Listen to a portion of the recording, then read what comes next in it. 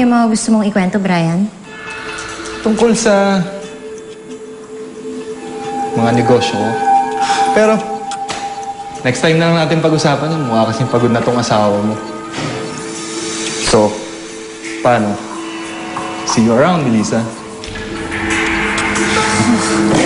Yaya, halika na. Walisin mo na to.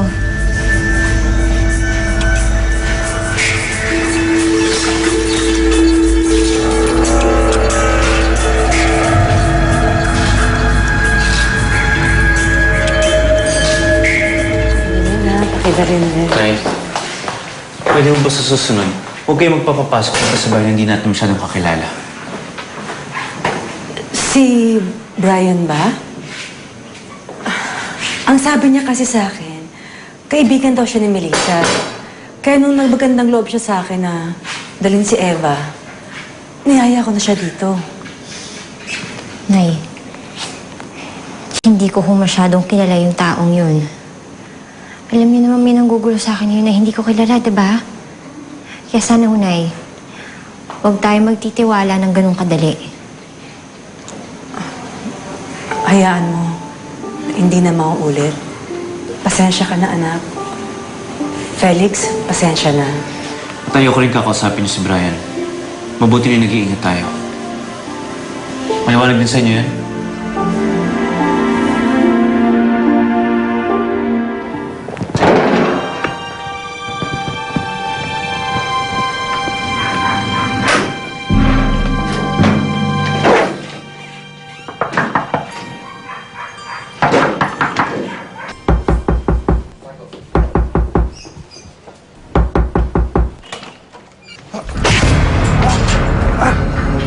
Sinabi ko sa'yo, huwag mo kaming guguluhin. Sinabi ko na sa'yo, titigil lang ako kapag tumupad ka sa usapan. 500,000. Huwag mo na kaming guguluhin.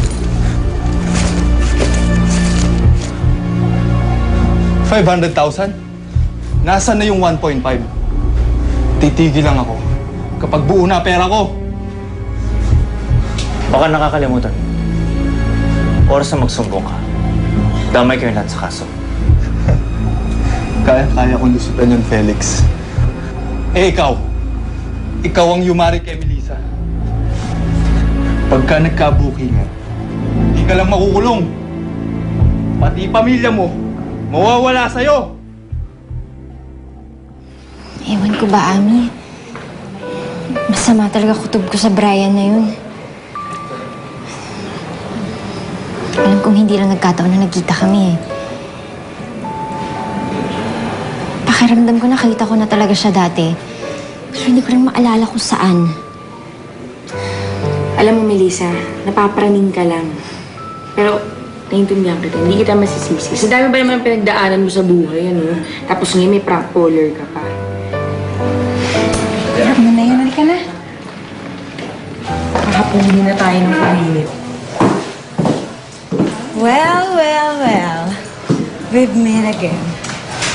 Kung hindi ka pa nakapangasawa ng may minahang ginto, hindi ka pa magiging laman ng isang cozy na resto na kagaya nito.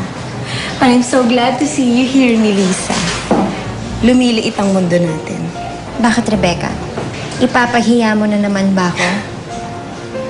Ipagsisigawan mo na naman ba ang nakaraan ko? Of course not! Naus na yun eh. Napag-usapan na. But I know something about you. And I'm sure, mas pagpipiestahan ng mga tao pag sinabi ko.